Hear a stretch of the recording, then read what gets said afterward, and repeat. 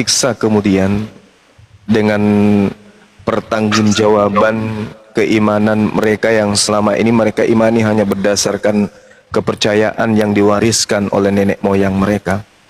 Karena mereka tidak punya alasan akurat untuk menyatakan bahwa agama mereka itu adalah agama yang diajarkan oleh Yesus. Malah mereka ingkari kalau Kristen itu bukan agama. Menandakan bahwasanya memang saudara Kristen kita ini butuh pertolongan, ya, butuh pertolongan untuk supaya mereka keluar dari lingkaran ajaran yang diajarkan oleh makhluk yang datang kepada Paulus. Ini memang berat, tapi mau kayak mana lagi?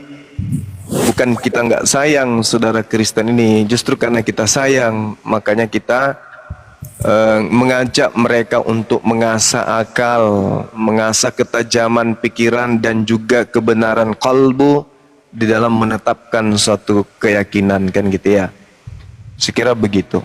Assalamualaikum warahmatullahi wabarakatuh. Waalaikumsalam warahmatullahi wabarakatuh. Nah, coba Ror tanggepin itu, Ror, silakan. Oh, ada saudara Kristen di sini. Ada itu? Oh iya, silakan Bang. Mungkin kita bisa diskusi dengan baik, tapi kita ya. Diskusi apa?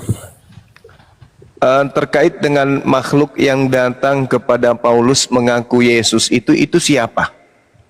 Karena dari makhluk inilah kemudian sehingga muncul agama mempersembahkan anak orang menjadi tumbal untuk penebusan dosa, di mana sebelumnya itu tidak pernah diajarkan.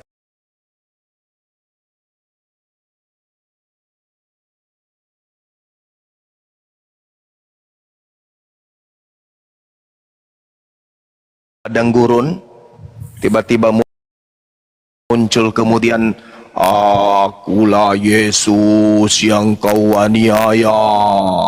Nah, itu siapa itu? Itu suara siapa? Di mana? Di dalam Kisah Para Rasul 22 dan Kisah Para Rasul 9. Dan juga di kitab Wahyu 22 nomor 16. Di situ ada makhluk yang datang kemudian. Kisah Rasul. Ya, Kisah Rasul 22 nomor 9 apa nomor 10 itu ya, teman-teman. Oh, 9 ya. Pasal 22. Ya. Nomor 9, Bang. Ya, nomor 9. Cek banyak Pasal 29. 22 nomor 9. Bukan. Kisah Para Rasul 9 nomor 7. Kisah Para Rasul 22 nomor 8. Oh. Assalamualaikum warahmatullahi wabarakatuh. Waalaikumsalam warahmatullahi wabarakatuh. 22 ayat 8. Iya. Jawabku, siapa engkau Tuhan? Katanya, akulah Yesus orang Nazaret yang kau aniaya itu. Iya. Nah, ini yang kita ingin cari dari saudara Kristen. Kami nggak mau mengada-ngada dan kami nggak mau cocokologi, kami nggak mau fitnah, kami juga tidak mau menghujat. Kami ingin jawaban pasti langsung dari yang punya agama, yaitu saudara Kristen. Bukti bahwa oknum yang mengaku Yesus itu, bahwa benar-benar Yesus itu, apa buktinya?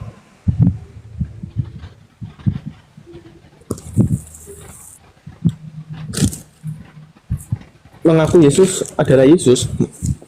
Ya kan dia mengaku tuh. Jadi Paulus ini kan ke padang gurun menuju ke Damsik.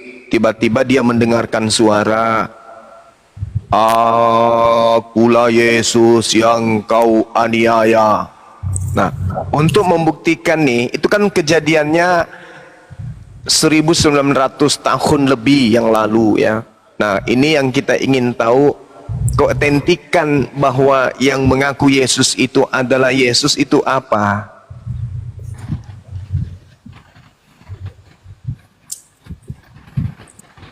Gue tanya sama Paulus. Waduh. Enggak, masalahnya gini loh, saudaraku. Kalau saudara tanyalah kepada Paulus, buktinya 13 buku yang ditulis Paulus kemudian kan Anda imani sebagai Injil.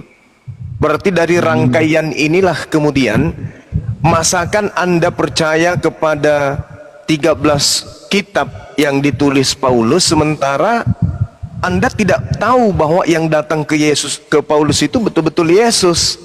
Kan ini aneh. Kan kita harus membuktikan dulu suatu kejadian perkara. Untuk membuktikan benar tidaknya, kita harus pastikan bahwa yang benar-benar terjadi dan ada pada TKP itu adalah sesuatu yang otentik, bukan hanya model imani saja. Itu perlu itu. Maka kami sebagai umat Islam yang kemudian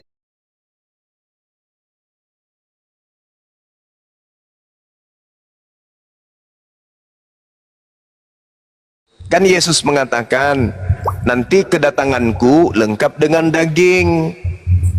Lengkap dengan daging nanti kalau aku datang, bukan cuma suara saja. Malaikat juga mengatakan demikian. Yesus datang di dunia ini nanti, setelah dia terangkat untuk datang ke dunia, dia akan datang dengan dagingnya, dengan tubuhnya, dengan jasadnya. Sudah naik ke surga. Iya, sudah naik ke surga. Sudah naik dia. Sudah naik. Tetapi setelah dia naik, menurut malaikat, dia akan datang untuk yang kedua kalinya lengkap dengan jasadnya, kan gitu. Nah, Paulus muncul mengaku bertemu dengan Yesus, tapi di situ tak ada jasadnya. Paulus buta itu ya? Iya betul, cuman suara yang didengarkan di situ. Nah, apa bukti bahwa itu adalah suaranya Yesus? Kan siapapun bisa mengatakan, akulah Yesus yang kau aniaya. Siapapun bisa mengatakan itu. Bang Suma juga bisa. Siapakah engkau Tuhan? Akulah Yesus. Dia sampai buta, sampai nggak bisa melihat. Nah itu dia makanya. Orang yang keras. Waktu suaranya itu datang, dia sebelumnya kan belum buta. Waktu suaranya datang, dia terus kan buta. Tanda-tanda orang yang kerasukan roh setan di dalam Matius 12 nomor 22 adalah matanya buta. Nabi Musa datang kepada dia, Tuhan, enggak buta dia. Matius 12 nomor 22. Nabi Abraham datang kepadanya, Tuhan, enggak buta. Nabi Musa enggak buta, Daud enggak buta, Salomo enggak buta, Amsal enggak buta, Yesaya enggak buta, Daniel enggak buta, Yeremia enggak buta, Samuel enggak buta, Harun tak buta, Ismail enggak buta, Ishak enggak buta, Yakub enggak buta. Cuman satu yang buta, Paulus. Sementara Yesus disibukkan menyembuhkan orang yang kerasukan setan, dan hampir semua orang yang kerasukan setan yang disembuhkan oleh Yesus pasti buta matanya. Dan ketika kemudian disembuhkan, matanya seketika melihat, tidak buta lagi. Nah, untuk membuktikan bahwa yang datang kepada Yesus ini, kepada Paulus ini, bahwa itu adalah Yesus, itu apa kira-kira yang bisa kita pakai untuk membuktikan itu adalah Yesus? Karena Yesus mengatakan, waspadalah, sebab akan datang Yesus palsu. Akan Yesus datang Yesus nabi-nabi, bukan secara Tuhan. Nabi-nabi palsu. Yesus mengatakan Mesias palsu dan nabi palsu. Ada dua oknum yang akan datang setelah Yesus pergi. Yang pertama adalah Yesus palsu atau Al-Masih palsu atau Mesias palsu. Yang kedua adalah nabi palsu. Al-Masih palsu, belum pernah membaca saya. Mesias palsu, bukan Al-Masih palsu, tapi Mesias palsu. Iya, maksudnya di mana? Saya belum pernah baca itu. Kalau nabi-nabi palsu saya sudah. Yang Anda maksud Mesias itu? Ya, tunggu. Gimana yang Mesias? Ya, oke, tunggu. Oke. Ya, Mesias yang Anda maksud Mesias ini siapa setahu Anda? Yesus. Oh, Yesus. Berarti kalau dikatakan Mesias palsu berarti Yesus palsu kan? Ya. Oke, Anda Mesias berarti palsu dalam Yesus kan dalam arti Yesus dalam arti kan firman Tuhan kan ya. ya, ketika dikatakan Mesias palsu, berarti kan Mesias palsu artinya kan Yesus palsu kan gitu. Berarti ketika Yesus menasihatkan di dalam Matius 24 nomor 24, sebab Mesias palsu, artinya Yesus palsu. Maksudnya oknum-oknum yang ngaku Yesus akan datang setelah dia terangkat ke langit. Betul? Bentar saya baca 24. Ya, silakan.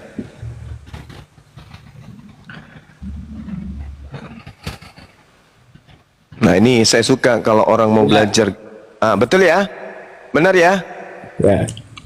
Berarti setelah Yesus terangkat ke langit akan datang Yesus palsu. Betul? Sekarang di mana pernah ada muncul orang mengaku bertemu dengan Yesus? Pertama kali setelah kemudian Yesus terangkat ke langit, pertama kali orang yang mengaku bertemu dengan Yesus itu siapa? Saya belum tahu. Paulus? Iya. Nah, termasuk Paulus.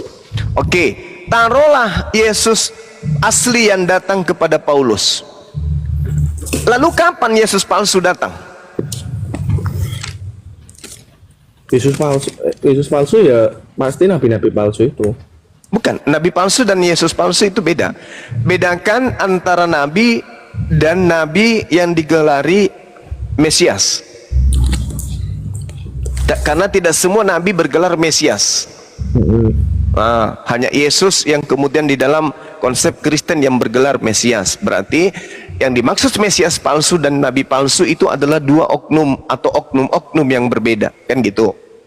Itu pasti itu. Nah, sekarang apa bukti bahwa yang datang kepada Paulus ini adalah Yesus asli? Waktu itu Paulus kan bertobat. Maksudnya dalam arti kan tadi ayat 24 itu kan mujizat sehingga sekiranya menyesatkan orang pilihan. Nah, kalau emang itu Yesus palsu, dia pasti nggak akan bertobat dan dia tetap menganiaya orang-orang yang mengikut Yesus. Oke, baik. Kalau itu adalah Yesus palsu, Yesus asli, ya. Kenapa kemudian Yesus mengatakan kalau dia tidak datang dalam wujud roh?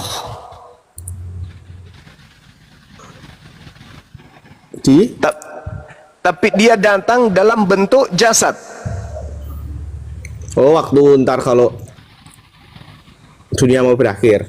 Nah, iya. Iya, kenapa? Berarti yang datang kepada Paulus ini bukan Yesus asli. Tapi kalau bukan Yesus asli, kenapa Paulus bertobat? Caranya untuk menyesatkan orang itu, misalnya nih, Anda ingin kemudian nipu orang, Anda ingin mengelabui orang, Anda ingin mengambil sesuatu keuntungan pada orang, atau Anda ingin menipu orang. Apakah Anda harus menampakkan diri Anda sebagai penipu, atau Anda harus menampakkan diri Anda sebagai orang yang baik-baik? Ya, penipu. Ya, penipu itu menampakkan dirinya sebagai penipu atau menampakkan dirinya sebagai orang baik? Ya, baiklah. Nah, Paulus ini supaya dianggap orang baik, di mana dia sudah terkenal sebagai pembunuh, penjahat, berdarah dingin, apa yang dia harus lakukan? Berbuat baik. Ya, berbuat baik. Oke? Berarti dia harus berbuat baiknya kan bersinkron dengan ajaran Tuhan Yesus sebelum dia naik surga. Baik. Bukan Baik. bersinkron lama-kelamaan akan menyesatkan, bukan. Oke, baik. Sekarang menurut saudara, dengan Paulus mengajarkan Yesus itu mati terkutuk, itu baik atau tidak? Paulus mengatakan Terkutuklah orang yang digantung di atas tiang salib.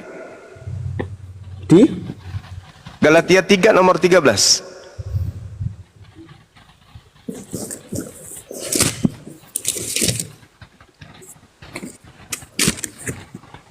Galatia. Sebentar. Iya. Kan kalau Tuhan Elohim mengatakan Yesus itu adalah anakku yang kukasihi. Yesus itu adalah anakku yang membawa kebenaran. Yesus itu adalah anakku yang sebagai jalan menuju aku. Yesus telah itu menebus kita dari kutuk hukum Taurat dan menjadi kutuk karena kita. Sebab pada tertulis terkutuklah orang yang digantung pada kayu salib. Ya. Sebab Kristus telah membuat ini supaya di dalam Dia berkat Abraham sampai kepada bangsa-bangsa lain sehingga oleh iman kita menerima roh yang telah dijanjikan itu. Ya. Ya, kita di situ siapa? Kita di situ siapa? Kita bangsa-bangsa, juga Kita. bangsa-bangsa lain. Pak, itu Taurat untuk siapa? Untuk pengikut Kristus. Hukum Taurat itu untuk siapa? Hukum Taurat untuk bangsa Yahudi. Untuk bangsa Yahudi. Yesus mati membatalkan hukum Taurat untuk siapa? Ya, bangsa Yahudi belum percaya Yesus. Enggak. Memang Paulus ini kan memang bukan mengaku untuk orang Yahudi. Paulus mengaku untuk orang non-Yahudi, kan gitu. Hukum Taurat itu kan hukum untuk Bani Israel, orang Yahudi, betul? Ketika Yesus datang membatalkan hukum Taurat, maka Yesus datang membatalkan untuk siapa? Untuk bangsa Yahudi. Untuk bangsa Yahudi. Berarti Yesus disalib di atas tiang salib untuk siapa? Untuk menebus semua. Loh, kenapa larinya gitu? Kenapa larinya ke situ? Untuk semua siapa? Sejak kapan kemudian ada Taurat untuk semua?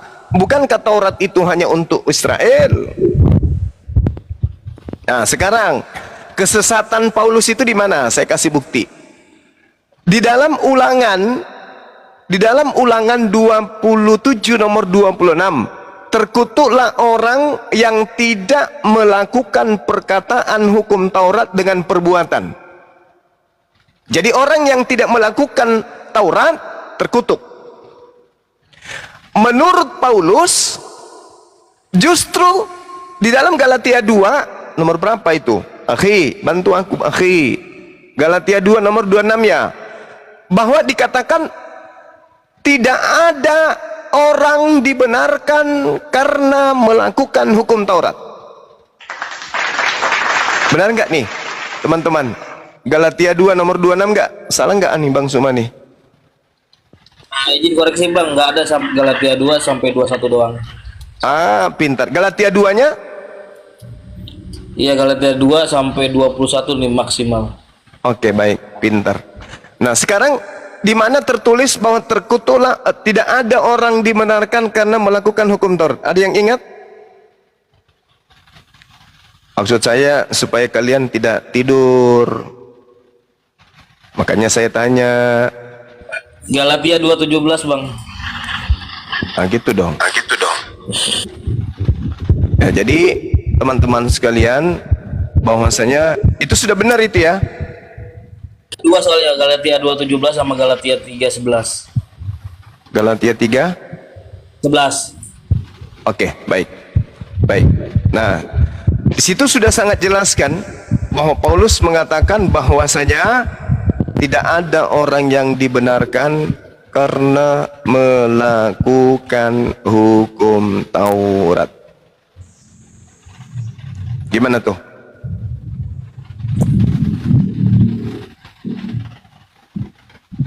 Mana yang benar ini? Hukum Tuhan atau hukum Paulus?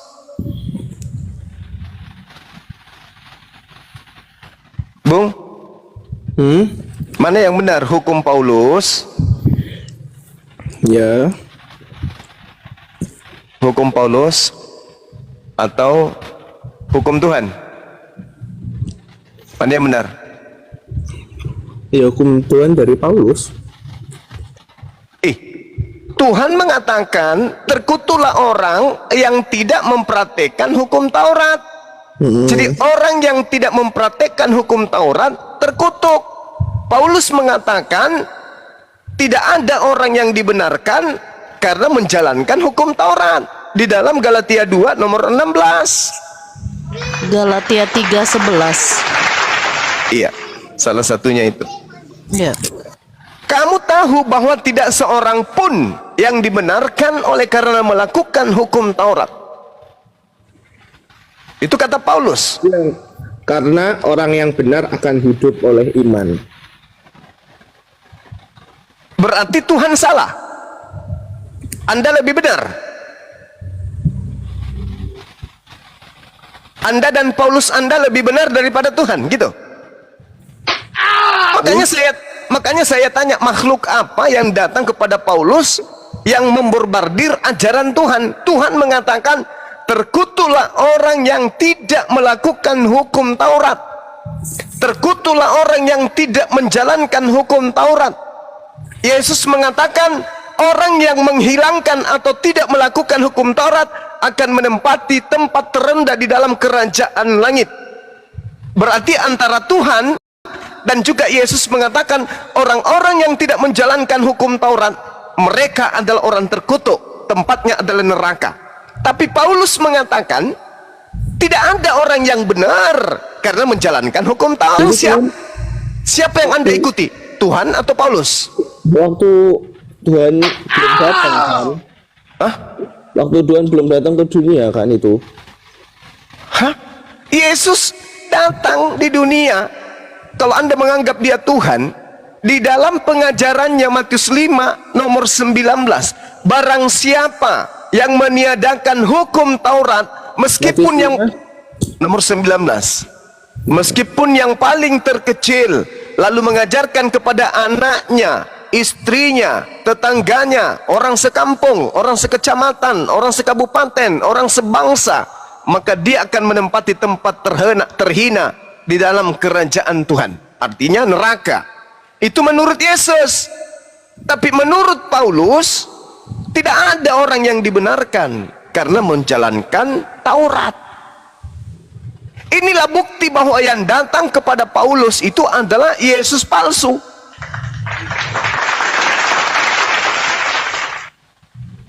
Itu bukti bahwa yang datang kepada Paulus adalah nabi palsu atau Yesus palsu atau Mesias palsu.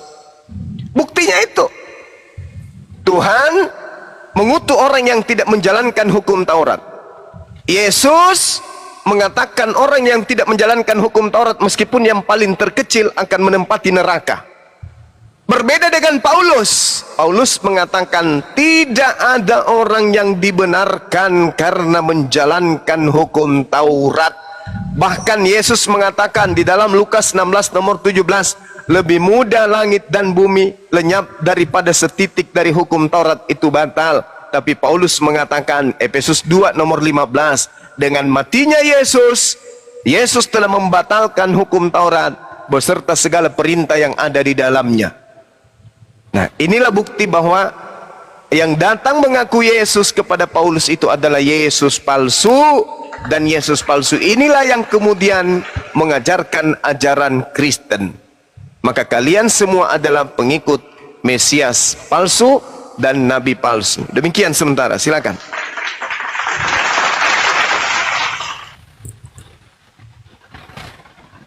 Jadi tidak ada bukti ya bahwa yang datang kepada Paulus itu adalah Yesus asli, nggak ada. Kalau bukti dia Yesus palsu, ada.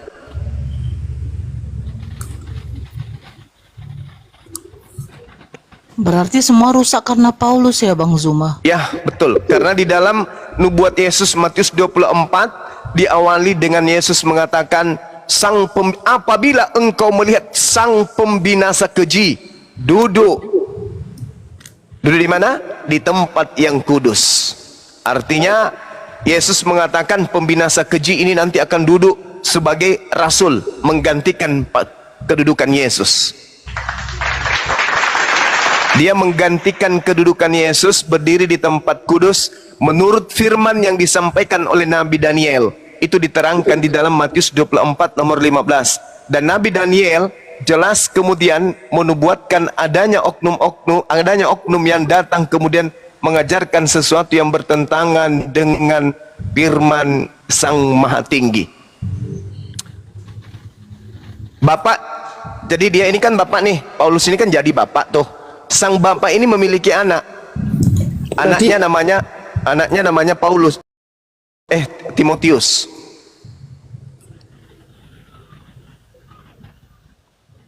Anaknya Paulus itu bernama Timotius. Dan anaknya Paulus ini juga disebut sebagai Tuhan. Baca 1 Timotius 6 nomor 11. Timotius disebut sebagai manusia Tuhan.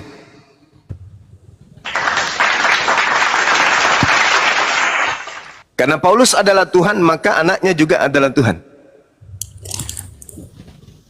Bapak adalah Tuhan, maka anaknya juga adalah Tuhan. Siapa anaknya Bapak? Yesus. Karena Bapak adalah Tuhan, maka anaknya bernama Yesus juga adalah Tuhan. Karena Paulus adalah Bapak, maka anaknya Bapak juga adalah Tuhan. Mana buktinya? Baca 1 Timotius 6 nomor 11. Anaknya Paulus bernama Timotius ini juga adalah Tuhan. Berarti Yesus, Paulus dan Timotius sama-sama Tuhan. 1 Timotius 6 nomor 11. Coba Anda baca dengan teliti. Timotius disebut sebagai apa di sana? Manusia Tuhan. Siapa Timotius ini? Anak dari Paulus. Tetapi engkau, hai manusia Allah, jauhilah semua itu keadilan, ibadah, kesetiaan, kasih, kesabaran, dan kelembutan. Mana? Ini, hai manusia Tuhan. Hai manusia Allah. Tapi engkau, hai manusia Allah, Ya, jauhilah semuanya itu, kejarlah keadilan, ibadah, kesetiaan, kasih, kesabaran, dan kelembutan. siapa yang dimaksud manusia Tuhan di sini? Manusia Allah. Siapa di situ? Timotius kan?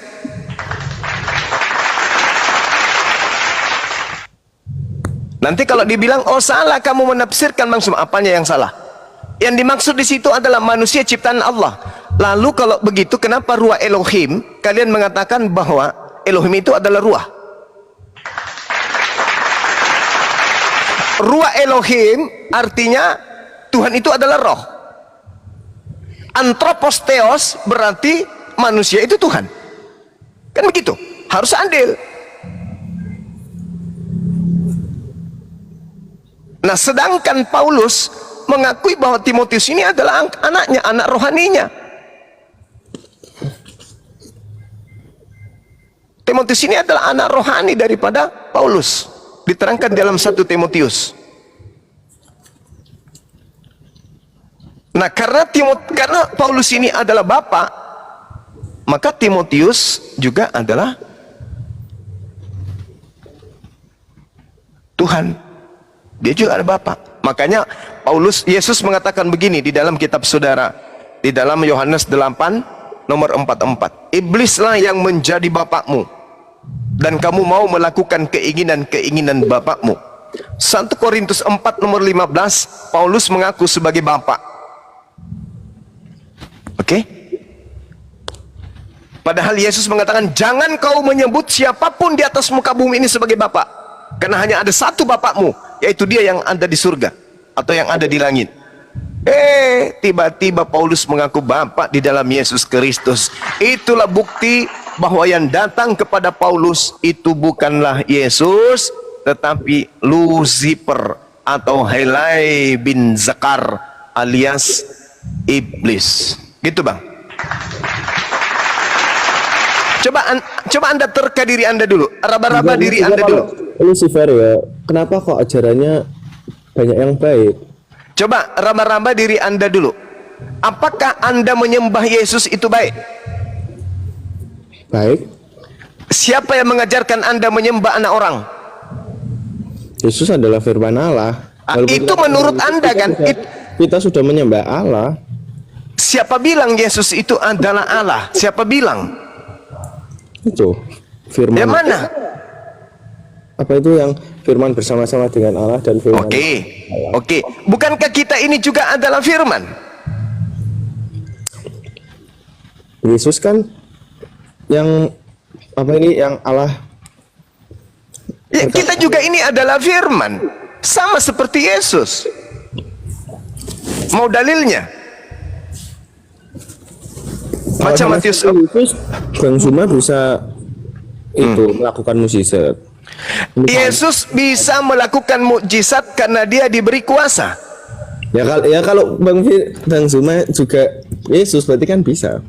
Iya, kalau saya juga diberi kuasa berarti saya juga bisa. Tapi Yesus mengatakan di dalam Yohanes 3 nomor 34, siapapun yang diberi tugas untuk menyampaikan firman, maka dia pada dirinya ada roh Tuhan yang tak terbatas. Berarti sekiranya saya diberi tugas untuk melaksanakan visi kenabian, saya punya kekuatan kemudian membangkitkan orang mati. Apakah Anda ingin menyembah saya? Tapi emang punya. Kalau saya punya, apakah Anda ingin menyembah saya? Ya emang punya kan. Saya tanya, kalau saya punya, kalau saya punya, apakah Anda ingin mempertuhankan saya? Yesus kan membuktikan dulu. Kekuatan yang dimiliki Yesus itu kekuatan dari dirinya sendiri atau kekuatan yang datang dari Tuhan? Dirinya. Di mana dalilnya?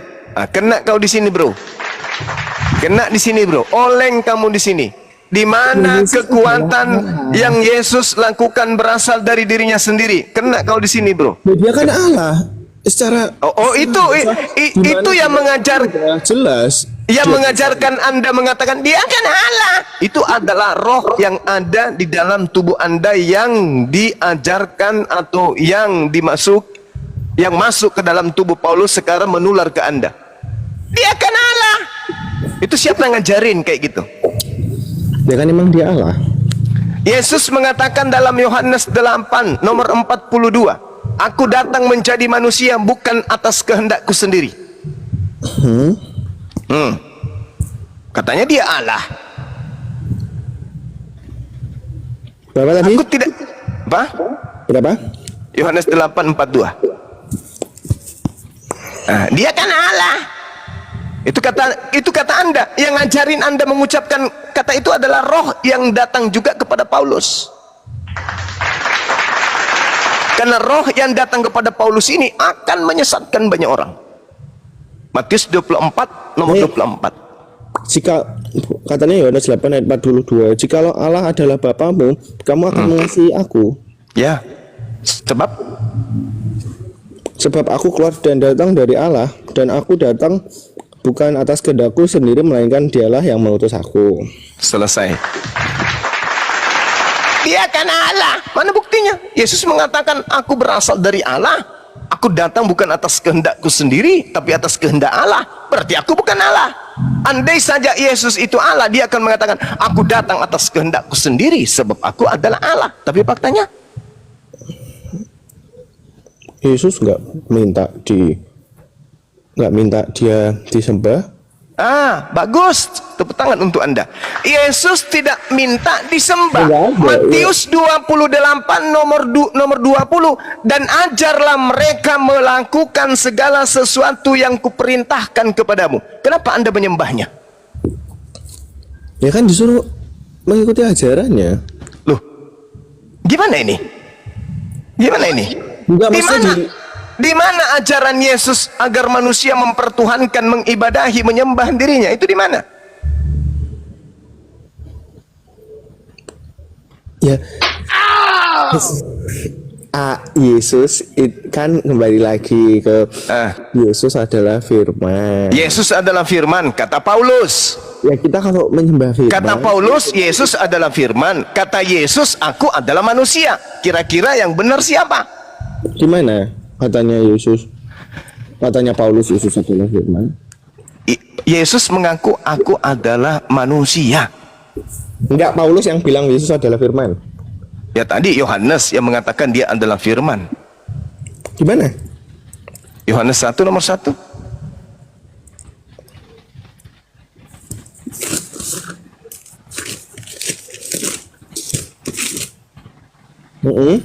Nah, yang mengatakan Yesus adalah firman adalah Yohanes, tapi Yesus mengatakan dirinya adalah manusia. Anda percaya yang mana? Tapi kan Yang diberitakan Yesus kan firman. Iya tahu. Bukan mantra-mantra dukun yang disampaikannya itu, tapi firman. Sekarang pertanyaannya, Yohanes mengatakan dirinya adalah firman, Yesus mengatakan dirinya adalah manusia. Anda percaya yang mana? Dalam diri manusia kan ada firman. Itu ilmu dari mana Anda dapatkan? Saya kan nanya nih, hanya ada dua.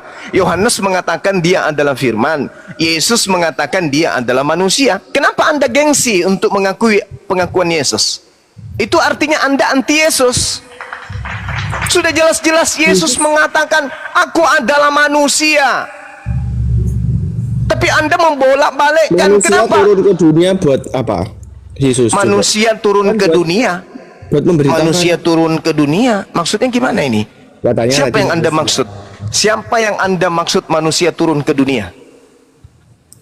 Katanya Bang Zuma tadi Yesus manusia. Ya. Itu menurut Yesus. Nah, dia turun ke dunia untuk memberitakan firman dan menebus dosa kan. Bukan itu dulu, jangan lari kemana-mana dulu. Sekarang permasalahannya roh yang ada pada diri Anda yang mengajarkan Anda berbagai macam rupa-rupa pengakuan yang tidak diasaskan oleh pengakuan Yesus. Itu adalah roh yang datang kepada Paulus ngaku-ngaku Yesus. Yesus mengatakan, aku adalah manusia. Siapakah engkau Tuhan? Aku adalah manusia. Itu kata Yesus.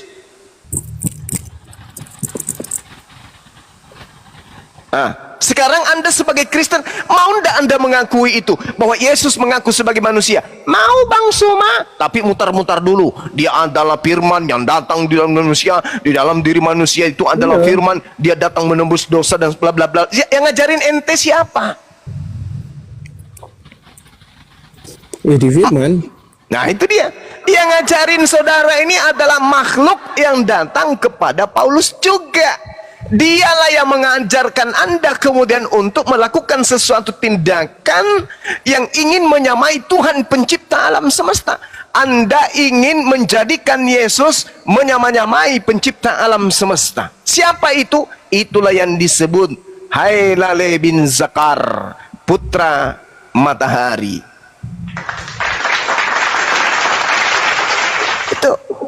Itu yang diterangkan oleh kitab Yesaya. Sampai Kristen kenapa dinajis-najiskan? Kenapa Kristen itu dibidat-bidatkan? Karena menurut Yahudi, Kristen ini adalah penyembah iblis. Kristen ini menyembah Lucifer yang ada di dalam Yesaya 14 nomor 12 sampai nomor 15.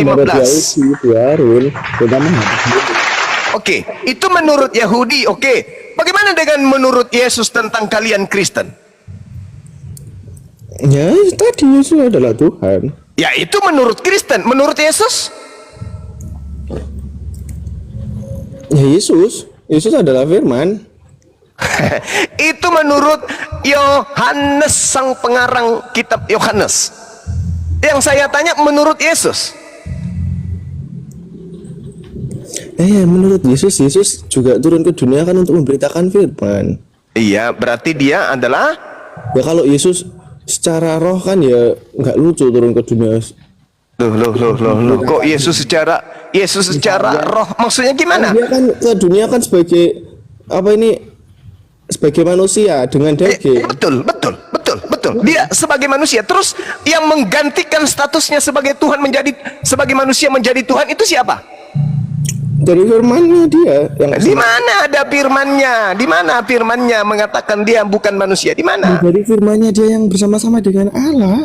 Bersama-sama dengan Allah itu maksudnya apakah berarti dia adalah Allah? Bersama-sama dengan Allah dan firman itu adalah Allah. Bersama-sama dengan Allah dan firman itu adalah Allah. Ya. Di mana Yesus katakan itu? Itu Yohanes. Itu pengakuan Yohanes.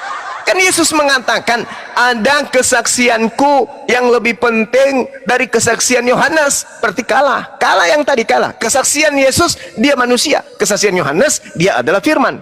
Lebih hebat kesaksian Yesus. Mana yang Anda percaya? Kesaksian Yohanes atau kesaksian Yesus?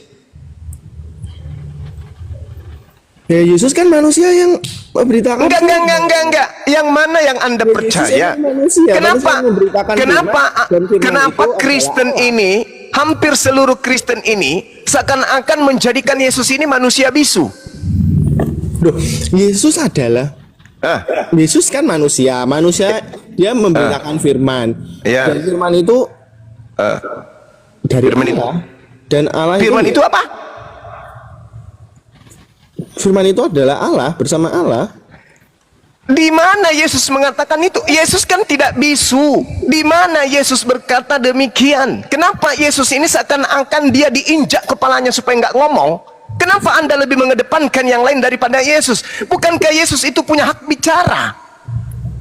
Bukankah dia juru selamat itu? Kenapa sebagai sang juru selamat selalu didiamkan dan tidak pernah mau didengarkan ucapannya oleh Kristen? Siapa Kristen ini sebenarnya? Ketika Yesus berbicara A, B, semua ucapannya itu ditenggelamkan kemudian. Tapi ucapan-ucapan yang lain, ucapan Paulus, wah dijagokan. Ucapan Yohanes, wah dijagokan. Semua dijagokan ucapan-ucapan orang. Tapi giliran ucapan Yesus, kenapa kalian tenggelamkan? Seakan-akan Yesus ini hanya Anda jadikan sebagai simbol.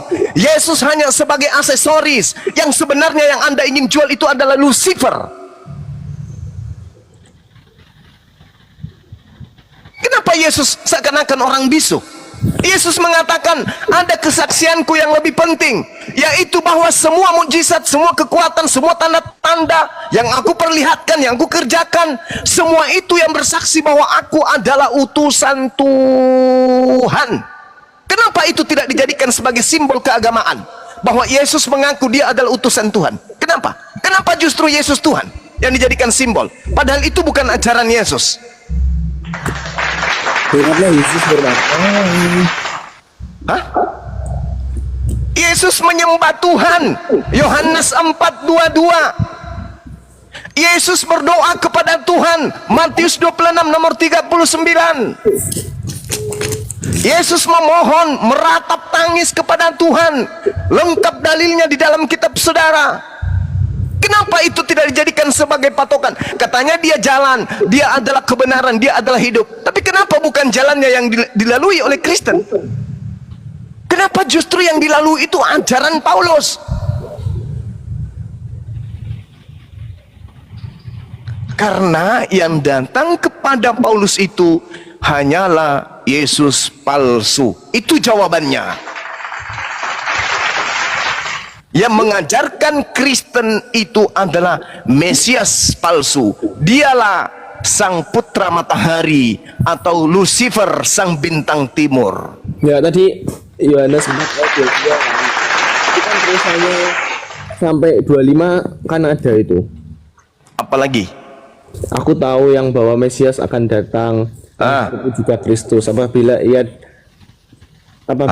datang, ia akan memberitakannya segala sesuatu kepada kami. Kata Yesus kepadanya, akulah dia yang sedang berkata-kata dengan engkau. Di mana itu tertulis? Yohanes 4 ayat 25. Iya betul. Itu betul. Yesus mengatakan dirinya sebagai penyembah di sana kan? Aku menyembah, kami menyembah apa yang kami kenal, dan kalian menyembah apa yang tidak kalian kenal. Siapa kalian di sini? Dan siapa kami di sini?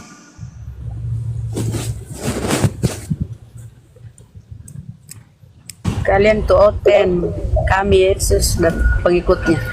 Assalamualaikum warahmatullahi wabarakatuh. Waalaikumsalam warahmatullahi wabarakatuh. Bang Handi dan saudaraku yang lain, lanjut.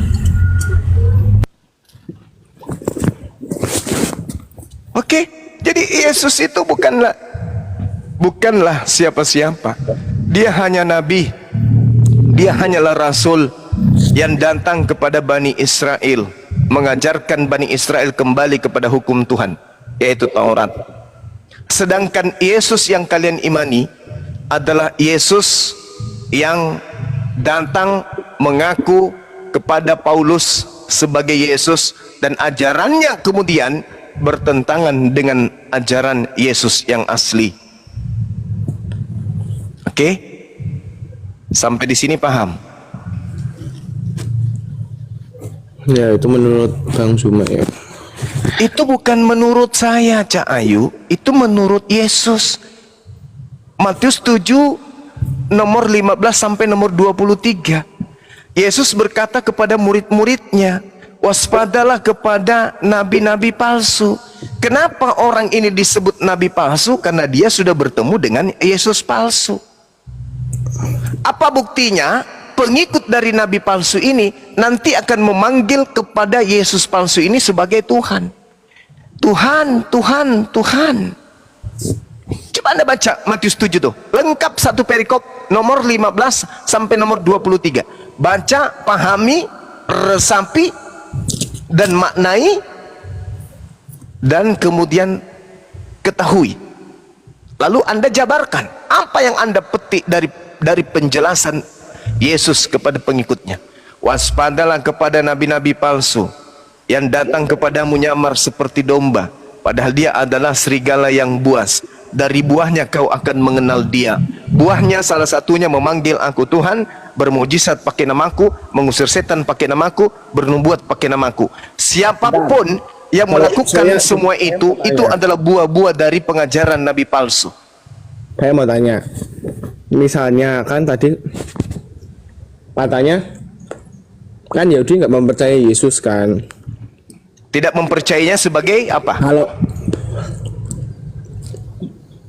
tidak mempercayai adanya Yesus kan? Mempercayai Yesus itu ada jelas. Dia lihat kok, dia lihat dia bayi kok, dia ibunya, dia lihat ibunya lahir hamil. Dia mempercayai. Orang Yahudi tidak mempercayai Yesus sebagai apa? Sebagai Mesias. Mesias, berarti bukan tidak mempercayainya sebagaimana yang dipercaya oleh Kristen. Orang-orang Yahudi tidak percaya Yesus itu sebagai manusia yang diurapi. Oke, selesai. Jadi nanti di Kristen itu ditambah-tambah itu. Oh, Yesus itu adalah Tuhan yang ditolak. Nenekmu kiper, mana ada? Yesus ditolak sebagai manusia yang diurapi sebagai Mesias. Yesus dibangkitkan.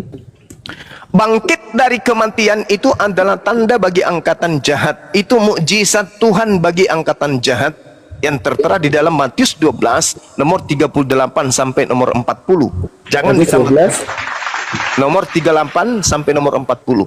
Jadi jangan dicampur adukkan. Yesus memberikan hadiah untuk angkatan jahat. Weh kau penjahat, weh kau angkatan yang tidak setia terhadap hukum Tuhan. Oke, kau minta tanda, tapi tidak ada tanda yang diberikan kepadamu selain anak manusia 3 hari 3 malam di dalam perut bumi. Ayo, ayo. Itu tanda untuk siapa? Tanda untuk angkatan jahat. Siapa yang percaya dengan kebangkitan pada hari ketiga? Dialah angkatan jahatnya. Kristen atau apa? Kristen. Tapi waktu Yesus bangkit juga ada saksinya.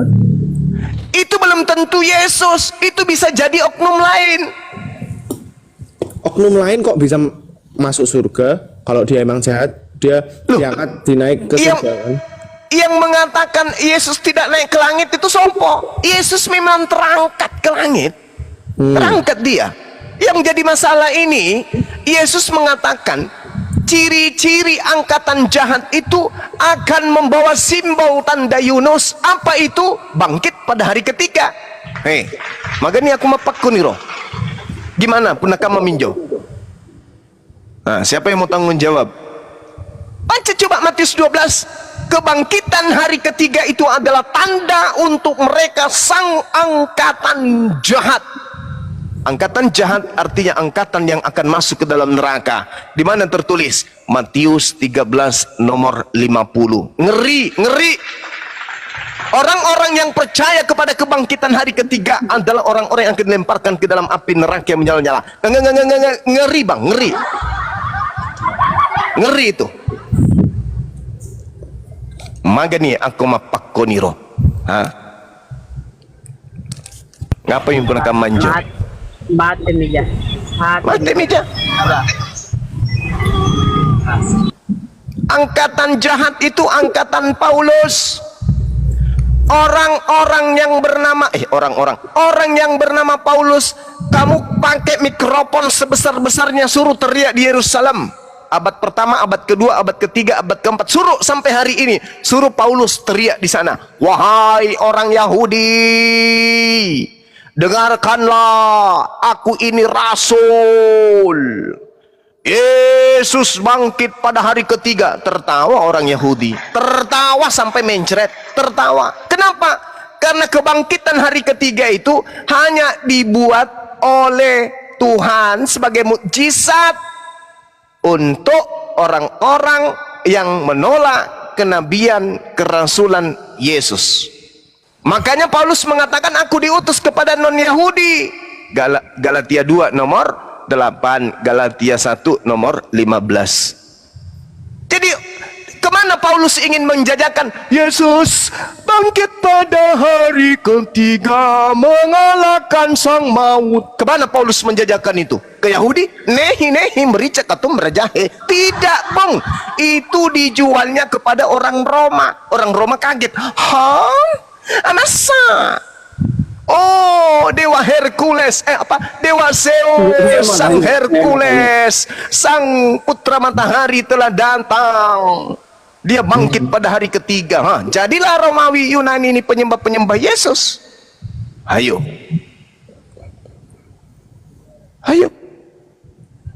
Kalian itu bukan pengikut Yahudi. Yahudi menolak kebangkitan hari ketiga.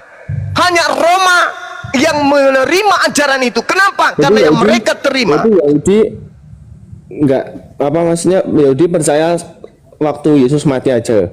Setelah itu dia nggak percaya. Orang-orang Yahudi taunya yang mereka gantung itu adalah Yesus. Nggak ada, selesai perkara, tutup buku, plak, nggak ada lagi cerita. Aman sentosa. Nggak jadi orang Roma menguasai kemudian Yerusalem pada saat itu.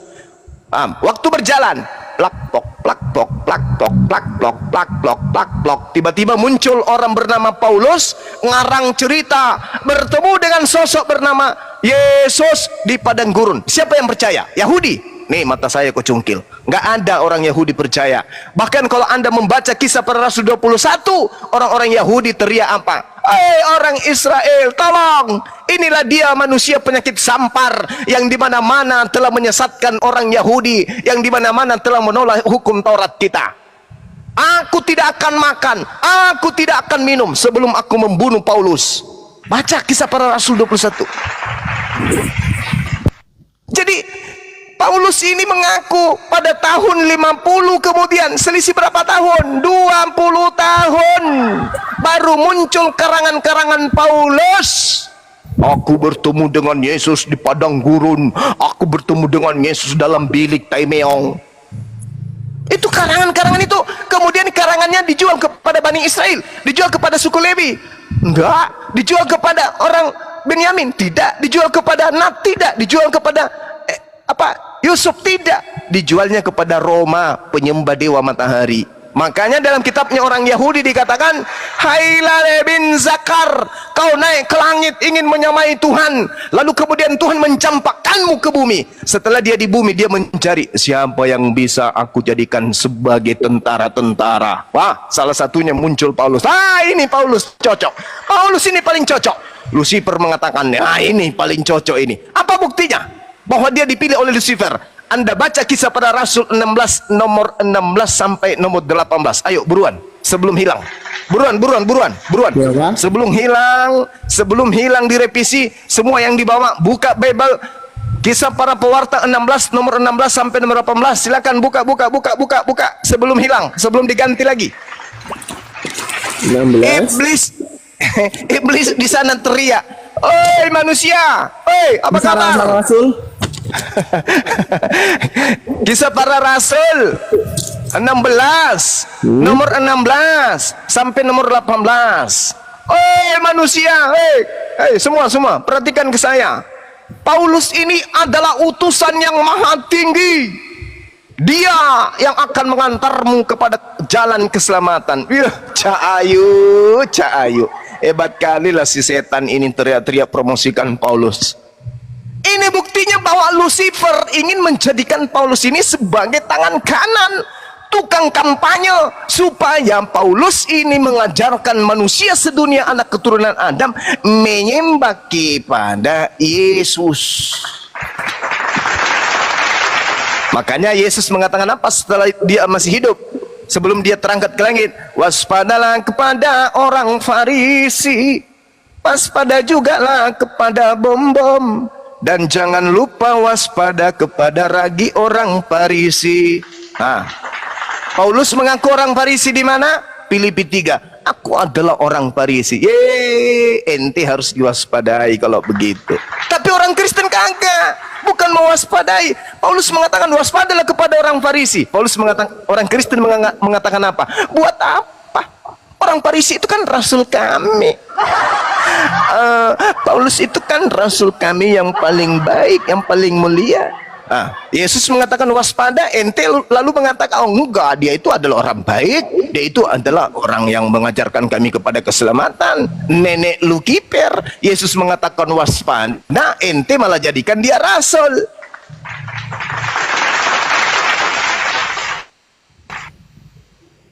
Gimana dong? Pertanyaan saya, ada apa iblis mengkampanyekan kalau Paulus itu adalah rasulnya, dan kenapa Paulus marah-marah ketika iblis mengatakan dia adalah rasul?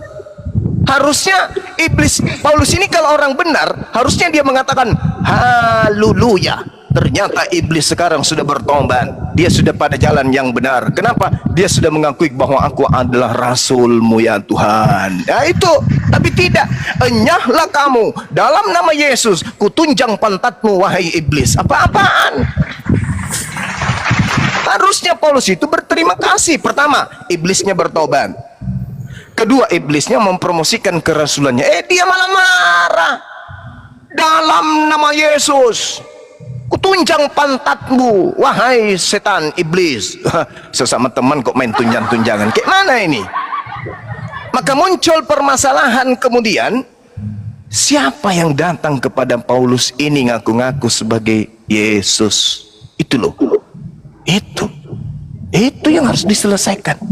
Sehingga orang Kristen beribadah hari Minggu, makan babi, makan anjing, makan monyet, makan padale, makan pararang, makan komodo, gorila, kuda nil, buaya, kelelawar, apalagi semua dimakan. Ini ajaran siapa yang masuk ke dalam Paulus ini? Siapa yang mengajarkan Paulus ini kayak gini-gini amat? Siapa yang mengajarkan? Orang-orang Yahudi beruntun diselamatkan Tuhan dari perbudakan Mesir. Belum lagi itu, sebelumnya kemudian Nabi Abraham mengajarkan bagaimana bertauhid. Nabi Musa dengan telaten menuntun mereka kemudian menyembah kepada Elohim. Belum lagi Nabi Daud mengajarkan, Nabi Salomo mengajarkan, ditambah lagi nabi-nabi kecil dari tengah-tengah Bani Israel, ditambah lagi nabi-nabi besar di antara mereka. Tak ada satupun yang mengajarkan mempersembahkan manusia untuk nebus dosa. Loh, kok ini ada orang bernama Paulus justru mengajarkan mengimani, mempersembahkan Tuhan dalam bentuk manusia menjadi korban untuk nebus dosa manusia. Di mana coba otaknya? Tuhan itu yang mengampuni dosa, yang berdosa itu manusia. Supaya Tuhan mengampuni dosa manusia, lah, dia kan tinggal mengatakan dosamu telah kuampuni. Ini tidak. Kamu berdosa semua lu pada berdosa sama gue, lu juga berdosa sama gue. Lu perkosa ibu lu berdosa. Lu membunuh orang tetangga lu berdosa. Lu maling kambing, lu berdosa. Kampret lu pade. Aku marah sama kalian itu pendosa. Tapi tenang, aku akan turun menjadi manusia dan kalian bunuh supaya dosa-dosamu yang kumarahi itu, yang kujengkelkan itu, yang tidak kusuka itu bisa kuampuni. Orang mabuk, minum dan mandi cap tikus satu kontainer pun tak akan pernah teler kayak begitu amat kali, Mas. Ini ajaran apa ini? Kenapa bisa seperti itu? Karena iblis yang datang kepada Paulus menginginkan menjauhkan manusia dari pencipta alam semesta untuk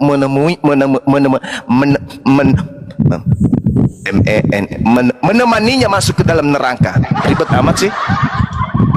Ini Lucifernya menahan bibir saya ini untuk ngomong nih kata luga. Ya, itu Bung, pikirkanlah itu Bung. Tuhan yang Maha Pencipta mengatakan apa? Bertaubatlah, bertaubatlah, dosamu akan diampuni. Bertaubatlah, bertaubatlah, dosamu akan dihapuskan. Bertaubatlah. Yesus mengatakan, kamu melakukan dosa, bertaubatlah, kiamat sudah dekat. Ini tidak. Kamu punya dosa, lu merampok, lu memperkosa, lu mencabuli, lu ngintip orang lagi mandi, lu ngintip lagi orang sama seperti bom-bom. Ya kan? Nah sekarang aku murka terhadap dosa-dosamu. Bahkan Lot, kaumnya aku tenggelamkan, aku hancurkan. Nuh, tenggelam, kaumnya aku tenggelamkan. Tapi kalau kamu tidak, aku yang tenggelam. Hebat kali lah konsep ini, Masya Allah. Adam, kamu mengingkari perintahku, maka hukumku berlaku kepadamu. Turunlah kau, tinggalkan Gan Eden ini. Iya kan? Nabi Nuh, aku tenggelamkan semuanya disebabkan karena dosa-dosamu. Matilah orang yang tak berdosa, orang yang berdosa tenggelam semua. Bahkan anak dari Nabi Nuh tenggelam juga, bahkan istrinya juga ikut korban. Umatnya Lot, kuhancurkan kalian semuanya. Iya itu dulu. Tapi kalau kalian enggak, kalau kalian mah enggak. Kalian kan orang-orang yang kucintai, orang-orang Roma. Kalian adalah penyembah-penyembah dewa sainganku. Aku sayang kalian. Maka besok aku akan masuk ke dalam rahim seorang wanita. Aku keluar dari situ, lalu aku menangis. Iya. Habis itu bunuh aku ya, supaya aku mampu dosa. Kucuk.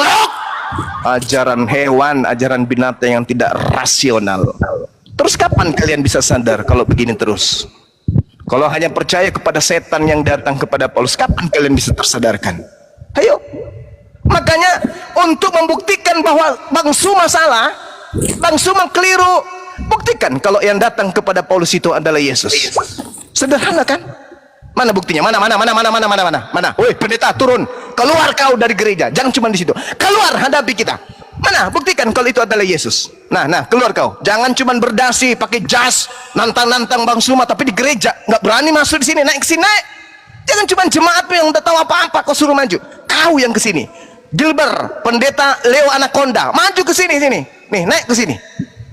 Mana kalian? Sok jagoan. Wah, kalau ada perdebatan, aku akan melawan. Nenek lu kiper, kamu hanya mau perpuluhan. Jemaatmu jadi bulan-bulanan. Kamu cuma mau perpuluhan saja. Maju sini, anak kita. Jangan kayak pendeta Kristen kemarin. Dia matikan sendiri labnya. Lalu dia, wah Bang Suma tumbang. Pingin rasanya aku masukkan sepatu ke mulutmu. Udah disaksikan ribuan orang, kamu nggak bisa ngapa-ngapain. Kau baca juga mengaku bahasa Ibrani, ngaku bahasa Yunani juga, kau hanya baca Latin. Disuruh buka kamera juga kau tak sanggup. Sekarang mulutnya lebar kali ngomong, aku sudah menumbangkan Bang Suma. Nenek lu kiper. Mana? Coba buktikan. Maju di sini, hadapi kita. Jangan cuman omdo. Di gereja aja kalian pintar baca meliangki, persembahan kepada Tuhan. Wah, perpuluhan ujung-ujungnya. Ayo, mana yang hebat dari Kristen, maju. Jangan kau sesatkan saudara-saudara kami yang tak tahu apa-apa ini. Maju. Buktikan kepada kita bahwa penginjilan, beritakanlah Injil kepada seluruh manusia itu, kepada seluruh makhluk itu adalah perintah Yesus. Buktikan dengan Anda membuktikan bahwa makhluk yang datang kepada Paulus itu benar-benar adalah Yesus anak Maria.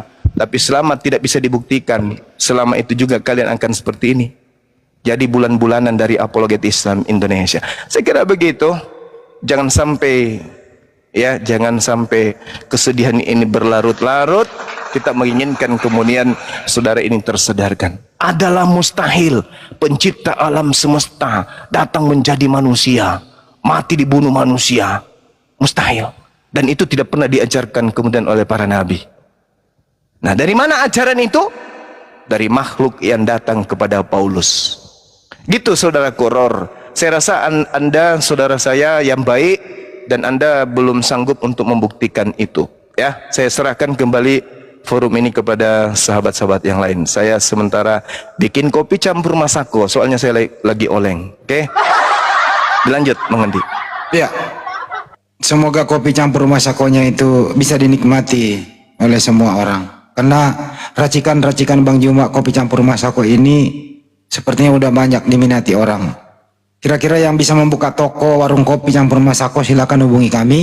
kami akan mensupport semua bahan-bahannya untuk Anda semua. Supaya apa, akal-akal sehat tadi ini bisa terkonfirmasi, bisa berfungsi sebagaimana mestinya.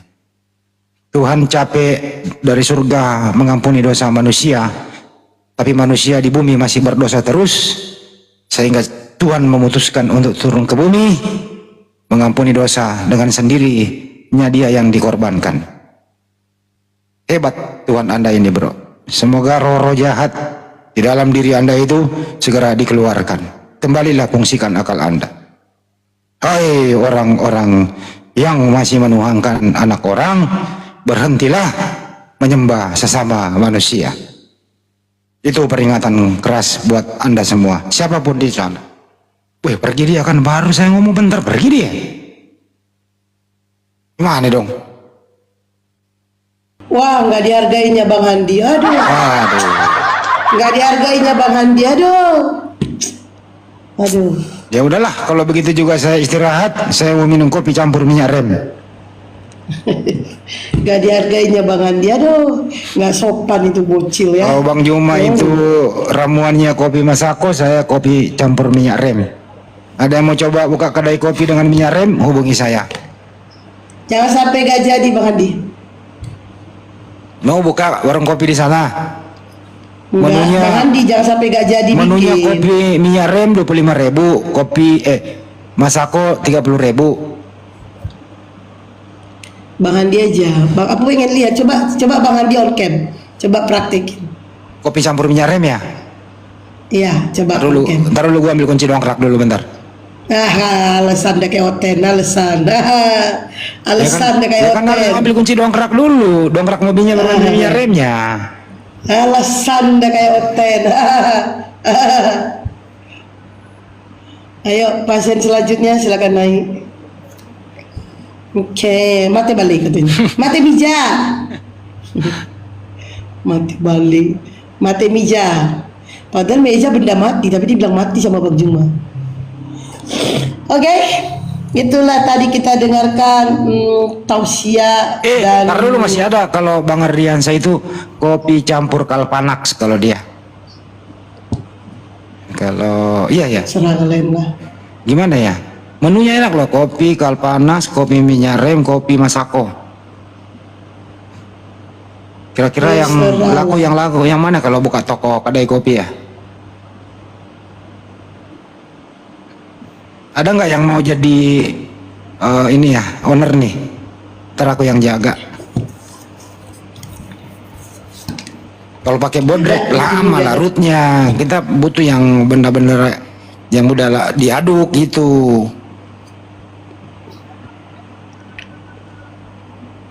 Ini Boutros ini bukan Luji. Boutros. Kayaknya dia mau coba dia pilih yang mana? وسهلا صباح الخير ياك يا أختي كيف حالكم؟ Si Oten, bukannya lu beryunani apostolos NRKNologos, kenapa lu Arab-Araban? Kunyuk. لماذا يا أخي يا أستاذ هندي؟ Ya kan ada apostolos itu NRKNologos. Sama Gogos, kenapa ke Arab-Araban?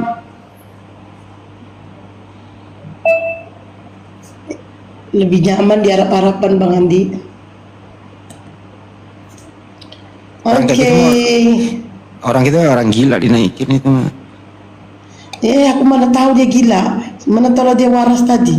Dia itu si Petromini ini di grup WA saya itu dagangannya banyak. Buset banyak banget, tapi lu lagi yang dagang nggak bener lu, jadi nggak ada yang beli deh tuh.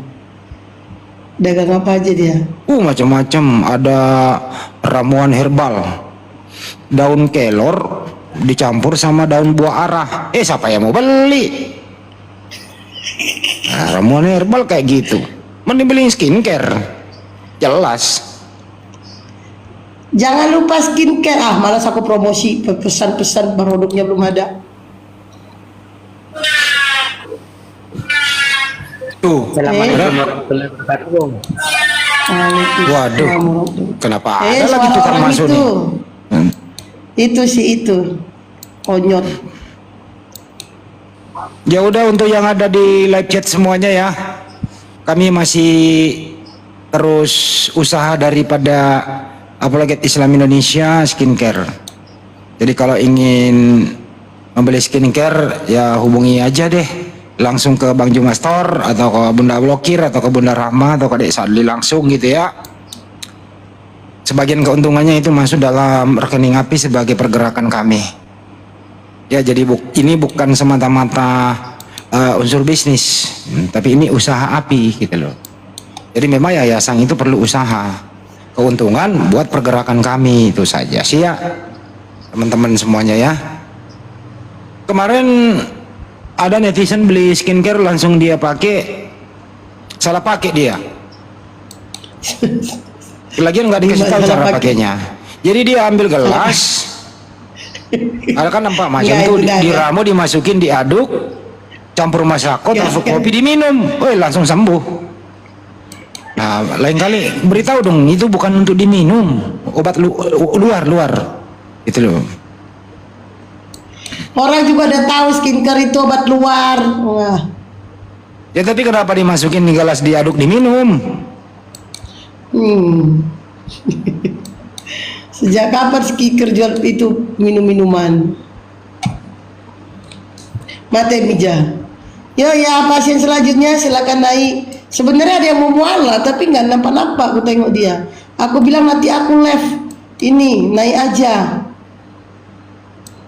Ya udah, untuk Mana ada dia? yang ada di YouTube Andi Selebes Channel, sekian dulu live pada sore hari ini. Berjam-jam kami live. Terima kasih buat semuanya.